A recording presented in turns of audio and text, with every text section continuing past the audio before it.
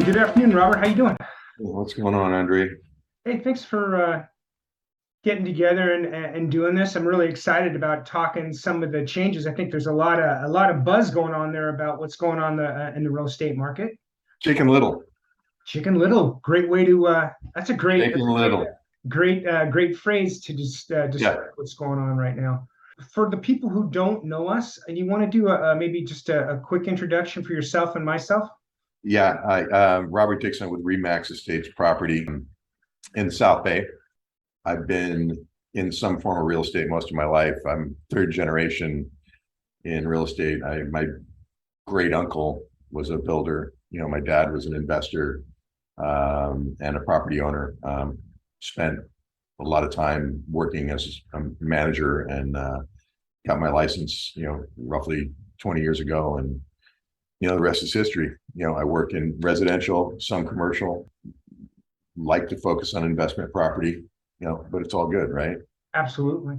I am Andre Emersbach. I've been helping people finance real estate for the last 35 years. Really blessed to be in this industry. It's just been great, a great ride for the last 35 years. Really enjoy what I do because I like helping people and talking to people and giving good advice. So what are you seeing out there right now? Well, first and foremost, yes, the market is changing. No, it's not time to run for the hills. There's a lot of people that talk about timing the market, and I think it's kind of a false concept in a personal residential property. And my point that I would make, or the point to support that, would be that people who bought in 2006, 2007, at the height of the last crazy market, Right. who were buried. I mean, literally, people, lost 5, 20+% of the value of their home over the next couple of years. Those people are now swimming in equity. And I know at least a dozen people who are still saying, I should have never sold that house. I should have never sold that Or house. how about let it go in short sale? Yeah, exactly. Well, and I am short sale certified, so I dealt with some of that. And some people said, "Oh, I'm just going to give it back to the bank. I'm just going to deal with it. I'm going to go bankrupt. I'm going to do whatever. I just want to get out from under this." If they had held on to those properties, they would be literally swimming in equity right now. Right. Which brings me to the next point, which is, the foreclosures are not coming. And that's the other thing you hear all the time. Oh, the foreclosures are coming. No, they're not. Not in any significant way. Nothing compared to what we saw over a decade ago. Totally different market. Because again, Yeah. people are swimming in equity. And the lending standards change, which you could speak to. I would say if you're looking for a primary residence, find something you love and buy it. The other thing that I hear all the time is people saying, "Oh my God, interest rates are skyrocketing," and I can't help but chuckle a little bit because I remember the '80s, right? Right. So from your perspective, Yeah. what do you see? So 6 months ago, we were at 2.99. We're now at 4.75 to 5.25, depending on what you're buying, what your credit score is, how much you're putting down, et cetera, et cetera. But those are still historically incredibly good rates. Oh yeah. And then what you got to think about it is like you mentioned, is like if you're holding on and buying a property for long term, you got to live somewhere, right? So you can pay a landlord rent, or you pay yourself payment and the principal and the appreciation and all that stuff. So if you're going to hold on to a property long term, I think that it's always a good time to buy, again, long term, because no one's good at timing the market.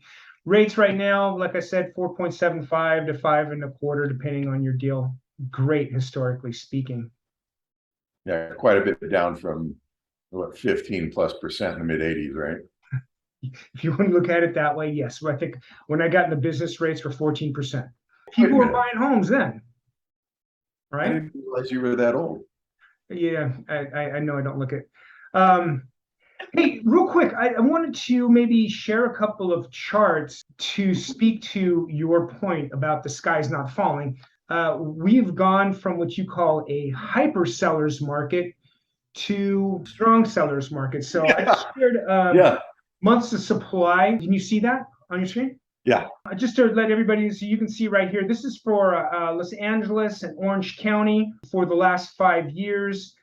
This is the on the left hand is the number of months of listing supply.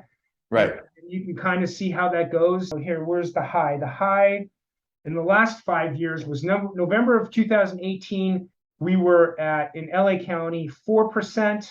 And here is our crazy sellers market, and we've gone all. You're talking about months, not percentage. Yeah, excuse me, months of months of supply. I'm sorry for. And just for anybody who's seeing this, you need to understand that anything below 6 months of supply is a seller's market. So 4% is still a strong seller's market.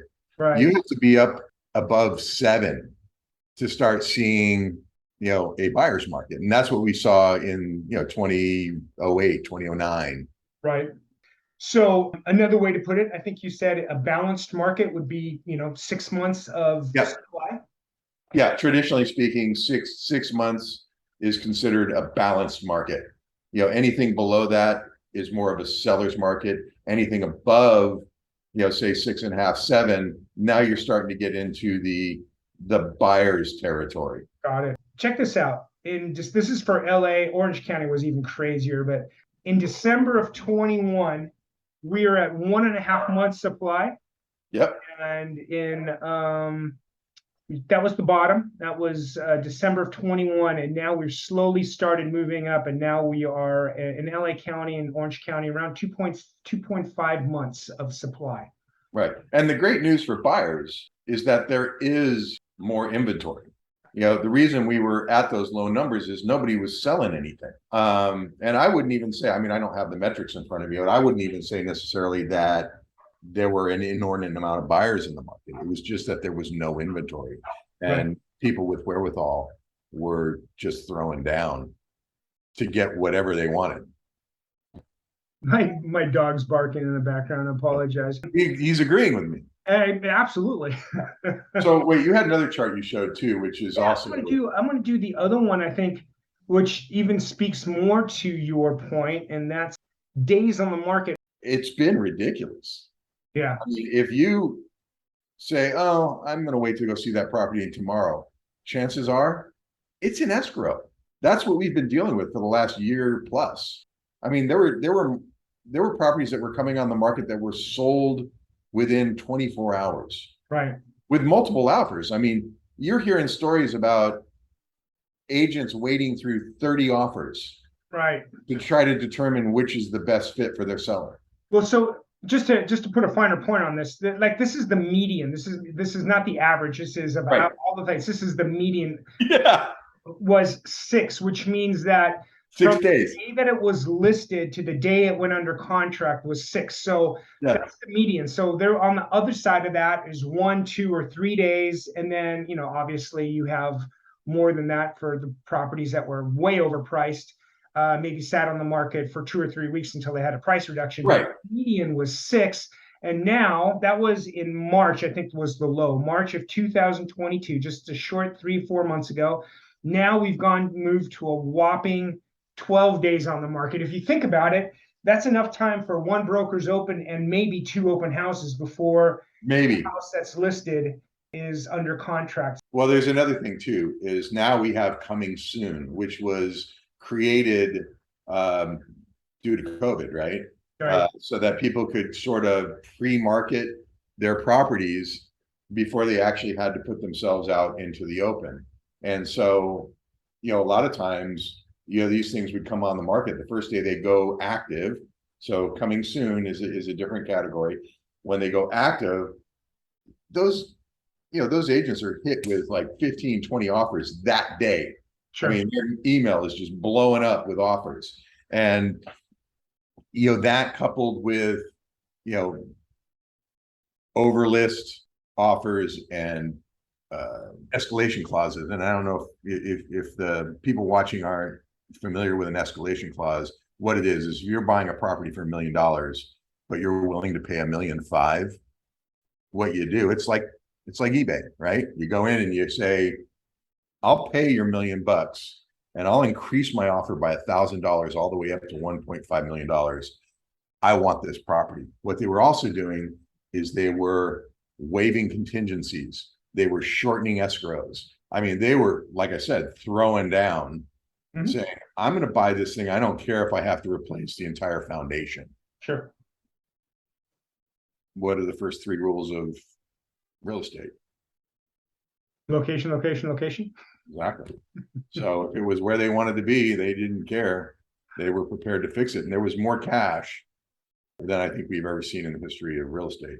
I know you and I have had a conversation about cash buyers, and one of the things that they have to be cognizant of when buying a property all cash, if they're planning to finance it after the fact. The only thing that's tax deductible, unless it's a business loan or investment loan, you can, it's got to be a purchase money basis loan, which the IRS allows you to lock into the property 60 days after you buy a property for cash. So you can actually do a refi and still be called a purchase money loan, but you got to do it within 60 days. If you don't do it those 60 days, you jeopardize actually being able to write off the interest on an annual basis. Which is a big it becomes deal. An equity loan. It's a big deal. That's huge deal. Yeah. Huge deal if you're planning on financing the property down the road sometime. Thanks for bringing that up. I think that's an important little note. But last thing before we go, because again, I don't want to make this too long. I think all the stuff we've talked about today puts just such an imperative point on working with an agent and a mortgage person who understands the market and knows what we're doing. Some of the information that we have access to is way better than Zillow or thing. I want to just show, I'm going to share my screen one more time and show how a minute of detail we can get into. You were like interested in a zip code where you want to see pending sales or how many active listings you have in a zip code, how aggressive an offer you want to make. We just add in your zip code. We can do it by county, by city, by zip code, or even draw it around a neighborhood or a school district. The zip code goes in, and then we can see exactly what's been going on in 90505 for active listings, pending sales, closed sales, months of supply. If you're interested in either buying or selling a property, it'd be important to call Robert, kind of dig in on your area. And Robert and I have this information available at our right. Well, I would say 2 things. I would say, look, Zillow, Trulia, Realtor.com are good references, but it takes experience and knowledge to truly navigate your way to value and a smooth transaction. A lot of the information on those sites is misleading. Some of it is correct, some of it's not. Not that, but if you're pulling your agent off of there, you don't even know if that person works that market. I mean, what's the other rule of real estate? All real estate is local. You got to have somebody who understands your market. All right, brother. Well, thanks for spending some time with me. I appreciate it. I'm going to put our information straight down below, right under a picture, so that people can reach out to us and talk to us if they have any questions.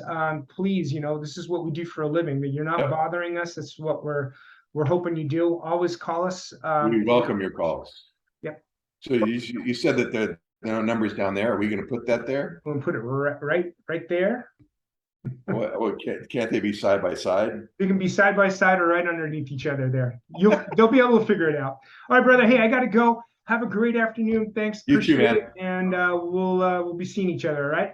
Yeah, you got it. Take care. Bye. See you later.